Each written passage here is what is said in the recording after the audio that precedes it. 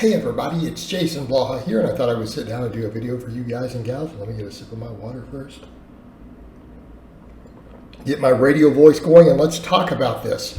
So when it comes to the topic of failure, we're talking about muscle failure or training failure in the gym, which we know getting relatively close to it is important for muscle growth, right? There's good data on this, there's good research on it. We know that probably sets to where you don't get within 3 to 5 reps of failure, you're probably not gaining significant muscle growth from it. You might, but you probably are not. And we need to be aware of that, of what we determine as failure. Furthermore, we do need to realize that going beyond failure probably doesn't stimulate much, if any, additional muscle growth. So when people do this other stuff, well, I can do more reps if I do this, you're probably not doing anything, okay? You're probably not doing yourself any favors there. And again, that's kind of, if we understand how muscle fiber recruitment works and how muscle failure works, it makes sense why that's the case. But when we're talking about training to failure, getting as close to failure as you possibly can on a set-for-set basis probably elicits the most muscle growth. So in other words, just to give you guys a simple explanation, let's say you have a 10 rep max, right? It's 200 units of weight, pounds, kilos, stone if you're British. Well, you gonna lift 200 stone, mate?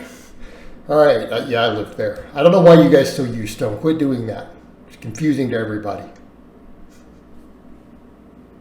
So let's say you have 10 reps, right? 10 reps is your max, meaning on rep 11, you would fail, right? You would get 10, it would look really slow, and if you went for an 11th rep, you would get stapled. So let's take that weight. So the first 4 to 5 reps are probably just a warm-up. Only thing being utilized is your endurance fibers. As they get more fatigued, more fast twitch fibers start to get recruited. Actually, that would happen on every rep as we go up. It would go up the chain. When you get to around, and this is effective rep 3, around rep 6, we start probably getting some muscle growth. Okay, rep 7 is probably better, 8, 9, 10. Now, when you're looking at this on a set-for-set basis, the closer you get to failure, the better it is. But there are also experts in the field, researchers, PhDs, who do believe that the weight of the evidence suggests that every rep that you get closer to failure is probably a slightly bigger training stimulus than the rep before. So in other words, on your 10 rep max, rep 9 probably causes a hair more growth than rep 8 did on a set per set basis. And that would make sense because we're definitely reaching those highest threshold motor units and muscle fibers, the ones that are most capable of growth. You think of those deep muscle fibers, the fastest twitch ones. They are the ones that have the most potential for growth, and they have the most potential for long-term growth. A lot of your slower twitch fibers, they may stop growing within weeks or months of you first training, and they may not really grow again significantly after that. But even then, some of the studies on those show that they maybe only gain 10% more size in your first few months training, while the fast twitch fibers might gain 50 or 60% more size. And then that gets more and more pronounced the longer you train. So what do we mean by failure? Well, there's going to be 2 types of failure. There's going to be muscle failure and there's going to be technical failure. And I think we need to differentiate those, because when we are dealing with really big exercises, technical failure is probably where you want to be or very close to it, not muscle failure. Well, what's muscle failure? When you go to perform a rep with the same range of motion and form and it just stops. Example, you're curling.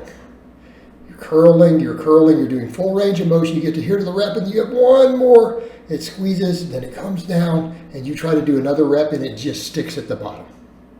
Now, you'll have people say, no, it's not failure because you could cheat, you could do partials, you could lay back, but you've reached muscle failure. So when you start doing this other stuff, is it your bicep? No, you're using other muscles to help keep lifting the weight. Your bicep has failed. So once you've reached failure, your subsequent reps are probably not going to hit the upper threshold muscle fibers again. They might need 2 or 3 minutes before they can even be recruited again. If you actually hit muscle failure with any of those fibers still fresh enough to activate, you may not be able to recruit them again for a couple minutes. So if you only rest 10 seconds or you cheat on a rep just trying to do the rep, you're not getting those fibers again. You're right back down to the endurance fibers that you started the first few reps with, whether you're doing partials, whether someone's helping you do forced reps. So you're right back to where you started.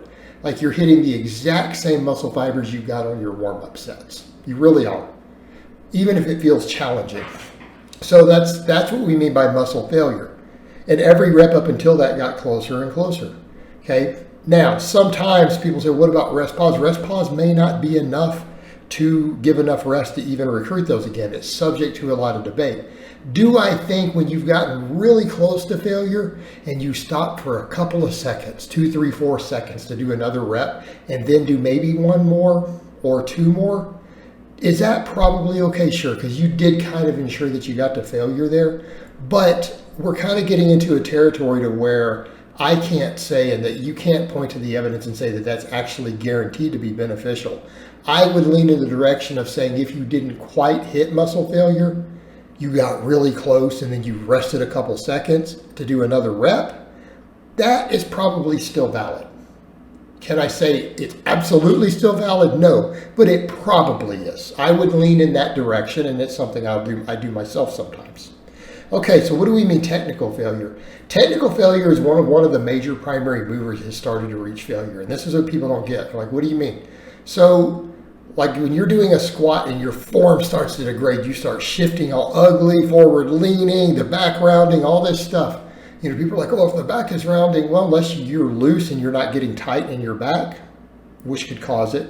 Maybe you're using the wrong grip, you're not getting everything tight up top. Sure, that could be the issue. But if you've been holding it all that time and you've been able to maintain it and you can keep it in that position when you go to rack it later, I don't think that's what it is always, unless it's just bad form, bad setup. But it's probably because one of the muscles in your lower body is starting to give out. Very possibly your quads. Therefore, you start compensating. So when you see technical failure, that usually means you have reached muscle failure with one of the primary movers, in which case it's time to say, you know what, at least one of the major muscles, whichever my weakest link is, just hit failure. It's time to rack it. I would say to people, don't keep pushing, rack it. Unless you're going to do some serious rest pause or something, you know, which can be valid in that case, as long as the form didn't break down first. Okay?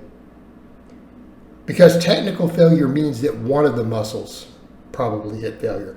But because it's when we're dealing with big movements, squats, deadlift, bench press, a row, a pull-up, right? These are big exercises. There are multiple muscles involved. There's usually at least 3 major muscles involved in moving the weight. If one of them has reached failure, your form will start to break down. It'll break down bad because everything else is trying to then compensate on those reps, because it won't necessarily be a heavy weight for you. It's a weight you've done multiple reps with. Right? So it's not a true max. It's not like,